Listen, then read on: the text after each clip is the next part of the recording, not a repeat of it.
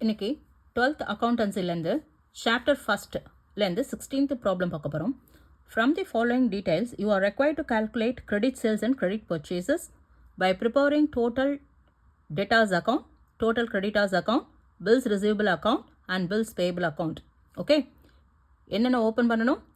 Total debtors account open பண்ணணும், total creditors account, bills receivable account, bills payable account open பண்ணணும். Okay, அதில் வந்து credit சேல்ஸும் credit பர்ச்சேஸையும் கண்டுபிடிக்க போகிறோம். ஓகே, பர்டிகுலர்ஸ் கொடுத்துருக்காங்க. Balance as on 1st April 2018. Okay, sundry debtors. Okay, அப்போது opening balance of sundry debtors 2,40,000. அதே மாதிரி பில்ஸ் ரிசிபிளோட ஓப்பனிங் பேலன்ஸ் வந்து 30,000. சன்ட்ரி கிரெடிட்டாஸோட ஓப்பனிங் பேலன்ஸ் வந்து 1,20,000. பில்ஸ் பேபிளோட ஓப்பனிங் பேலன்ஸ் வந்து 10,000. அதே மாதிரி க்ளோசிங் பேலன்ஸ் கொடுத்துருக்காங்க. Balance as on 31st March 2019. Sundry டெட்டாஸோட க்ளோசிங் பேலன்ஸ் 2,20,000. சன்ட்ரி கிரெடிட்டாஸோட க்ளோசிங் பேலன்ஸ் 1,50,000. பில்ஸ் ரிசிபிளோட க்ளோசிங் பேலன்ஸ் 8,000. பில்ஸ் பேபிளோட closing balance 20,000. Other informations cash receive from debtors. அப்போ டெட்டாஸ் இல்லையா, டெட்டாஸ் அக்கௌண்ட்டில் பையில் வரும், பை இல்லையா, கேஷ் ரிசீவ்டு. அப்போ cash comes in cash account data to debtors account.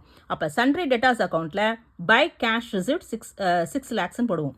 Okay, discount allowed to customers that is 25,000.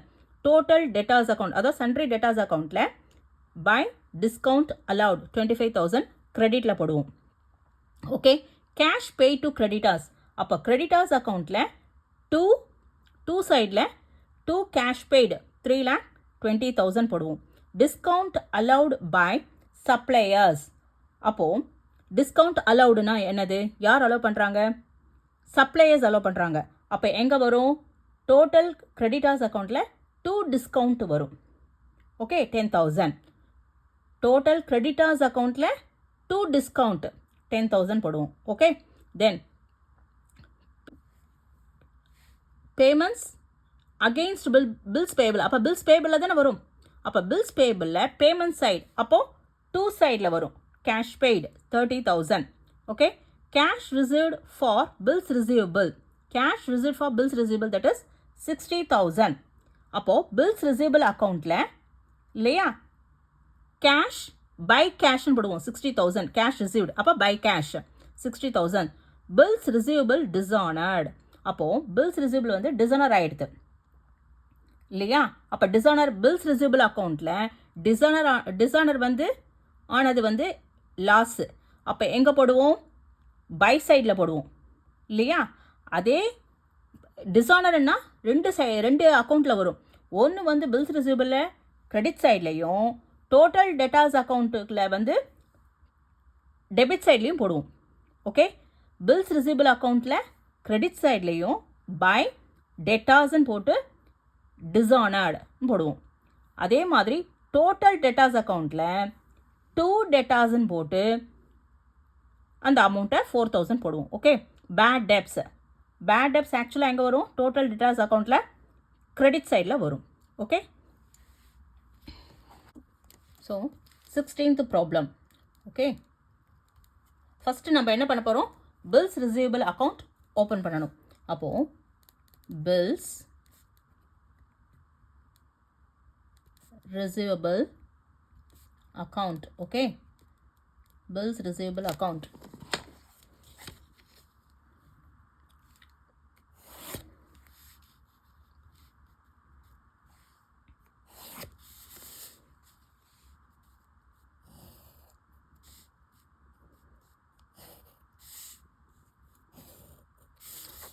Debit side, credit side. Debit, credit. Okay, so particulars, amount,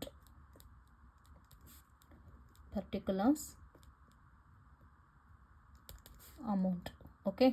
Bills receivable accountலையும் then total debtors accountலையும் opening balance வந்து debit sideல வரும், closing balance automatically credit sideல வரும் இல்லையா. So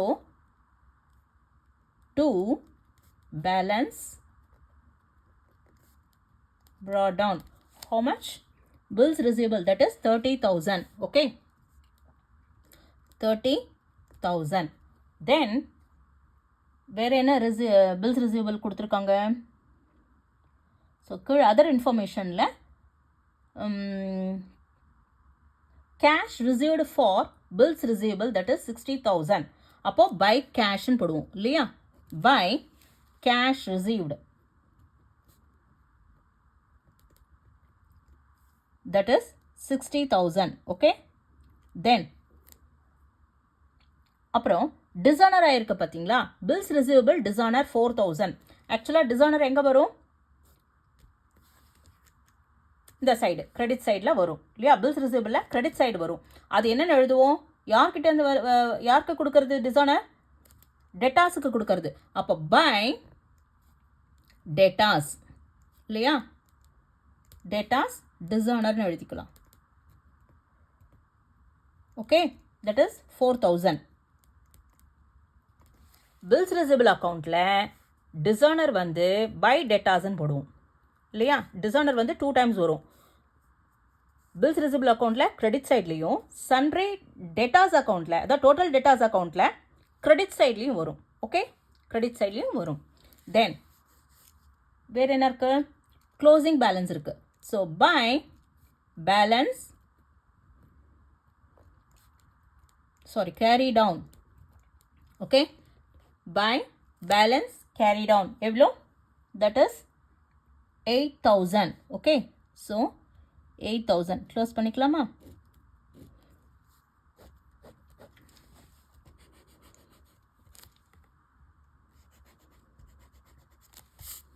so 60 12 அப்போ 72,000.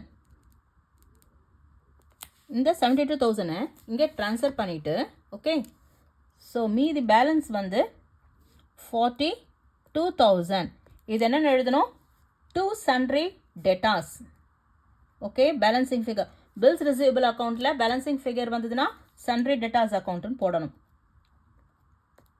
Sundry debtors. Okay, balancing figure. ஓகேவா? Opening balance debit சைட்லேயும், closing balance ஆட்டோமேட்டிக்காக credit சைடில் வந்துடும். கேஷ் ரிசீவ் பண்ணது கிரெடிட் சைடில் வரும். Dishonour cheque bills receive dishonour ஆனது பை டெட்டாஸ்ன்னு போட்டு இங்கே எழுதுவோம். அப்புறம் மீதி பேலன்சிங் ஃபிகரை வந்து சன்ட்ரி டெட்டாஸ் அக்கௌண்ட் இல்லையா? நெக்ஸ்ட் இப்போ sundry total debtors, total debtors account. Okay,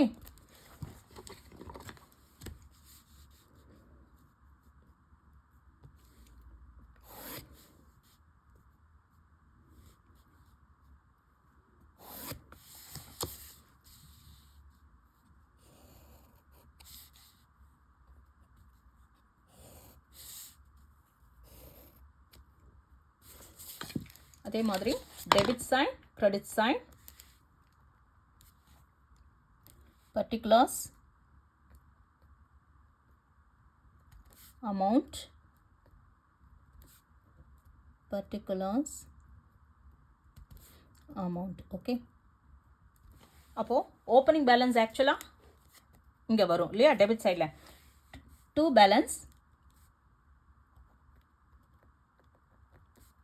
brought down 2,40,000. okay, then cash received from debtors 6 lakhs ன்னு கொடுத்துருக்கு. அப்போ by cash இல்லையா?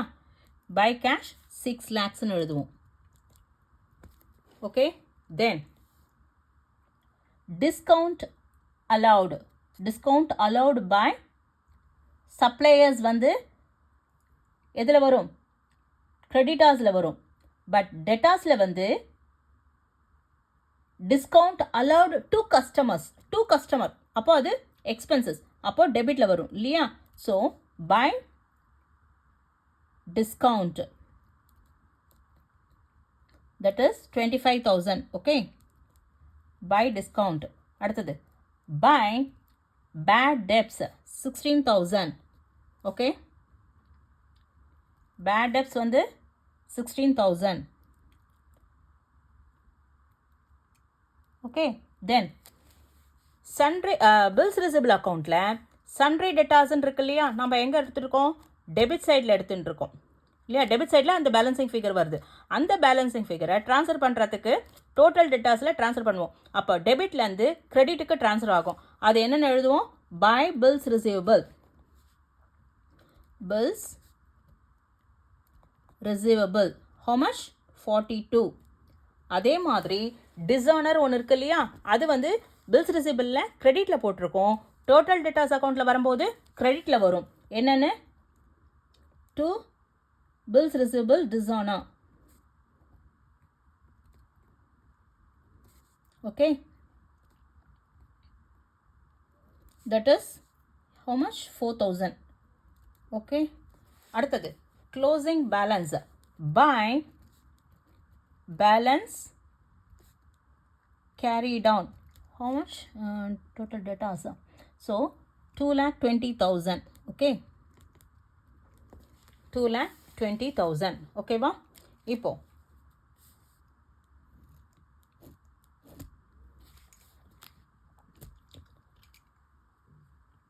0 0 0 5 11 11 13 carry over 1 2 3 3 plus 4 7 7 plus 2 9 10 carry over 1 6 plus 2 8 9.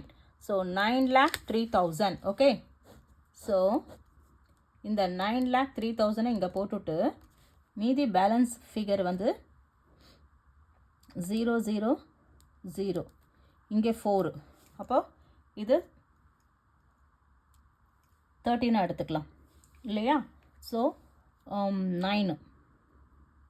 Okay, 9 + 4 13 carry ஒரு 1 4 + 1 5. அப்போ இங்கே 10. அப்போ 5. Okay, so 2 + 1 3. 9ல் 3 போச்சுன்னா 6. 6,59,000. இது என்னென்னு எழுதணும், 2 credit sales. Okay, credit sales. இது பேலன்சிங் ஃபிகர். ஓகேவா. இப்போ பில்ஸ் ரிசிபிள் அக்கௌண்ட்டும் டோட்டல் டெட்டாஸ் அக்கௌண்ட்டும் போட்டாச்சு. இப்போ என்ன பண்ணணும், அடுத்தது பில்ஸ் பேபிள் அக்கௌண்ட் ஓப்பன் பண்ணணும். Bills payable account. Okay,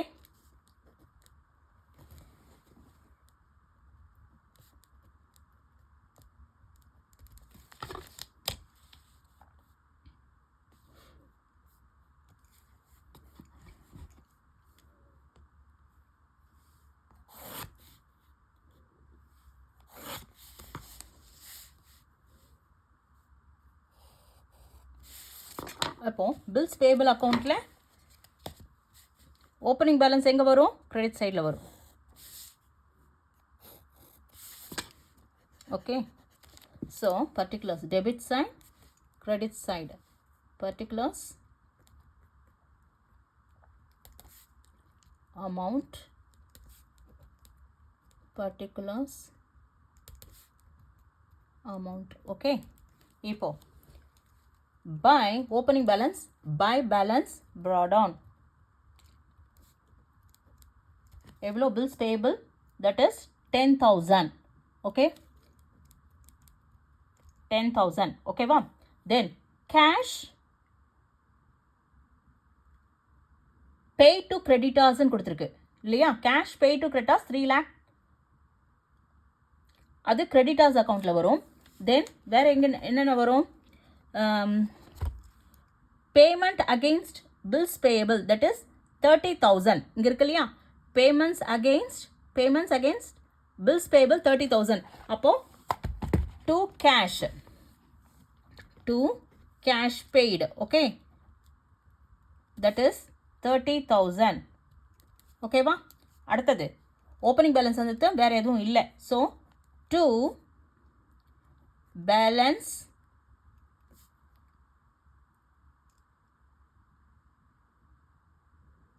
carry down. So closing balance எவ்வளோ இருக்குது, 20,000. ஓகே, ஓப்பனிங் பேலன்ஸ் வந்து 10,000, க்ளோசிங் பேலன்ஸ் வந்து 20,000. ஓகே, இப்போது டோட்டலாக 50,000 வந்துருச்சு. தென் இந்த அமௌண்ட்டை இங்கே எடுத்துகிட்டு வந்து போட்டுட்டு 50,000. ஸோ மீதி எவ்வளோ பேலன்ஸ் இருக்குது? 40,000. இந்த 40,000 நம்ம என்னென்னு போடுவோம்? By creditors. இந்த அமௌண்ட்டை வந்து நம்ம கிரெடிட்டார்ஸ்க்கு எடுத்துகிட்டு போவோம். ஓகே, கிரெடிட்டார்ஸ் அக்கௌண்ட்டுக்கு இந்த பேலன்சிங் ஃபிகரை எடுத்துகிட்டு போவோம். புரிஞ்சுதா? பில்ஸ் பேபிள் அக்கௌண்ட்டில் ஓப்பனிங் பேலன்ஸ் கிரெடிட்டில் வரும், க்ளோசிங் பேலன்ஸ் வந்து டெபிட்டில் வந்துட்டுருது. கேஷ் பெய்டு வந்து டெபிட், அதாவது டெபிட் சைடில் 2 கேஷ் பெய்டு 30,000. ஓகே, மீதி பேலன்சிங் ஃபிகரை வந்து கிரெடிட்டார்ஸுக்கு ட்ரான்ஸ்ஃபர் பண்ணுறோம். Okay, then total creditors account, total creditors account. Okay,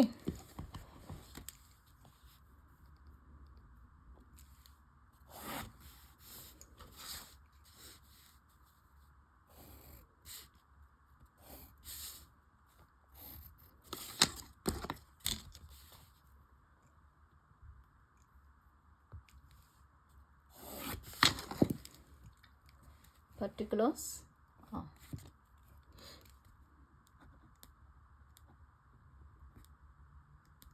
Amount,